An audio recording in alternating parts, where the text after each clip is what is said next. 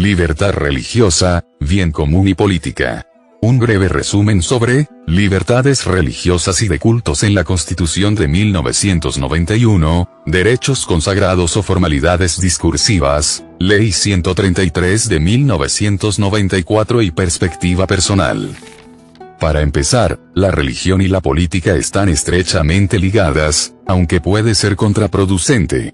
Asumiendo que, se parte de la buena fe, la religión permea en todos los escenarios de la sociedad, porque refuerza o genera, esos principios y valores en el ser humano, para ejercer el bien común, hasta el punto de crear conciencia, sobre la libertad religiosa o viceversa. En contraste con lo anterior, Colombia en la Constitución de 1986, era un estado confesional, es decir, tenía una confesión religiosa, católica, que tuvo prevalencia o privilegios, cerrando las puertas a un pluralismo religioso. Sin embargo, bajo la Constitución de 1991, las cosas empiezan a cambiar paulatinamente, paso de ser un estado confesional, a un estado laico, según la interpretación de la Corte Constitucional. En otras palabras, Colombia es un estado social de derecho, democrático, participativo y pluralista, como lo manifiesta el artículo 1 de la Constitución Política de 1991. Asimismo, se empieza a amparar a todas las confesiones religiosas en igualdad de condiciones, entendiendo que la libertad religiosa es ejercer su creencia como lo dicte su conciencia, en creer y practicar una convicción, sea en la fe respecto a la divinidad de un único Dios e incluso, en no creer, o creer en varios. Hasta se puede decir que acobija al artículo 5 de la Ley 133 de 1994, que manifiesta lo siguiente: no se incluyen dentro del ámbito de aplicación de la presente ley, las actividades relacionadas con el estudio y experimentación de los fenómenos psíquicos, o parapsicológicos, el satanismo, las prácticas mágicas, o supersticiosas o espiritistas, u otras análogas ajenas a la religión. Entendiendo esto como, el respeto por la creencia y la conciencia, según el dictamen de la moral de los individuos. De igual manera, como lo estipula la Constitución Política en los artículos 7. El Estado reconoce y protege la diversidad étnica y cultural de la nación colombiana, artículo 18. C. Garantiza la libertad de conciencia. Nadie será molestado por razón de sus convicciones o creencias ni compelido a revelarlas ni obligado a actuar contra su conciencia, artículo 19. Se garantiza la libertad de cultos. Toda persona tiene derecho a profesar libremente su religión y a difundirla en forma individual o colectiva. Todas las confesiones religiosas e iglesias son igualmente libres ante la ley, y como complemento el artículo 20.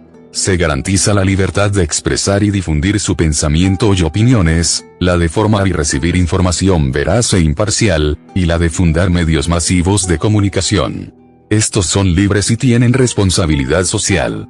Se garantiza el derecho a la rectificación en condiciones de equidad. No habrá censura.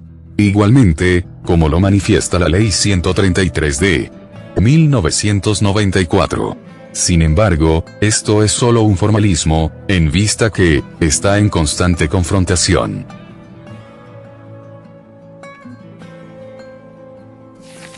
Es decir, el ser humano con una supuesta capacidad racional, para hacer el bien común, que es el respeto a la dignidad humana, y la mutua ayuda, con la finalidad que beneficie a toda una comunidad. Sin embargo, en ese intento, confunde el ser objetivo con el subjetivismo. Conviene subrayar, una persona objetiva, es capaz de evaluar todos los aspectos de una situación, con el propósito para llegar a una conclusión, lógica y razonada que beneficie a todos sin importar su ideología, etc. En cambio, un individuo subjetivo, es quien tiene una mera postura personal, en base a su perspectiva o de sus emociones y sentimientos, llegando a presentar opiniones sesgadas, una parcialidad, hasta ser intransigente, respecto a ciertos temas, y en ese afán de garantizar algún tipo de beneficio individual o colectivo, puede errar esa voluntad. No obstante, ser independiente y objetivo, no es tan fácil intentarlo, dado que puede traer consecuencias de las que no se están acostumbradas. En esa medida, se crean escenarios de confrontación ideológica, por la hegemonía de imponer un pensamiento, una creencia y un estilo de vida, que son muy bien aprovechados por ciertos individuos, o sectores sociopolíticos. En otras palabras, dando lugar a la demagogia que busca timar a los incautos, dado que, estos son los que le dan el poder al oportunismo en todas las esferas ideológicas, en vista que, las ideologías, de una u otra forma, fragmentan a la sociedad. Asimismo, en esta pugna por la supremacía, se evidencia el poder de la comunicación, que está en constante evolución, adaptándose a los diferentes fenómenos. Es decir, quien domine o sepa aprovechar esta herramienta, puede lograr desbordar las emociones de un pueblo e imponer su voluntad.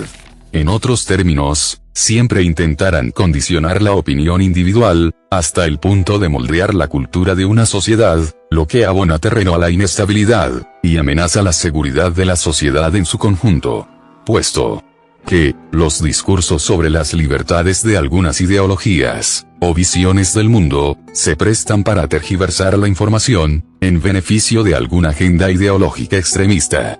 Se sigue que, el exceso de libertad, lleva a una anarquía segura, a la ausencia de los principios y valores, e incluso a la pérdida de estos en un individuo, lo que afecta en gran manera la libertad, los derechos, los deberes y obligaciones de todo un Estado y nación.